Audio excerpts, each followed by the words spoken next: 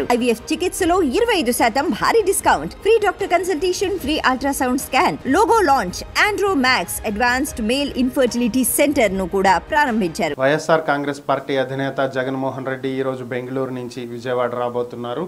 2 రోజుల క్రితం జగ్గయ్యపేటలో జరిగినటువంటి ఒక ఘటనలో తెలుగుదేశం కార్యకర్తల చేతిలో హత్యాయత్నానికి గురై ప్రస్తుతం విజయవాడలోని సన్ రైజ్ ఆసుపత్రిలో చికిత్స పొందుతున్నారు అని చెప్తున్నటువంటి శ్రీనివాస్ అనేటువంటి వైసీపీ కార్యకర్తని పరామర్శించడానికి జగన్ ఈరోజు విజయవాడ వస్తున్నట్లుగా తెలుస్తుంది.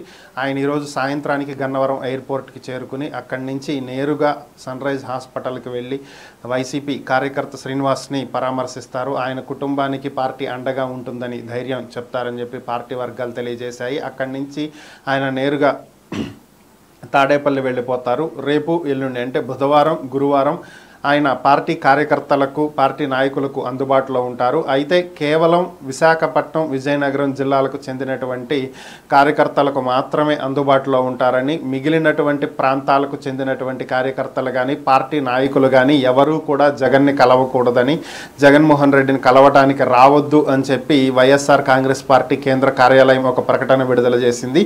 ఎమ్మెల్సీ ఎన్నికలు ఉన్నటువంటి నేపథ్యంలో ఉత్తరాంధ్ర తరపున ఎమ్మెల్సీగా బొత్స సత్యనారాయణని నిలబెడుతున్నట్లుగా ఇప్పటికే వైసీపీ ప్రకటించిన విషయం అందరికీ తెలిసిందే. సో ఈ నేపథ్యంలోనే ఎమ్మెల్సీ ఎన్నికలకు సంబంధించి ఉత్తరాంధ్ర నేతలతో చర్చించనున్నట్లుగా తెలుస్తుంది.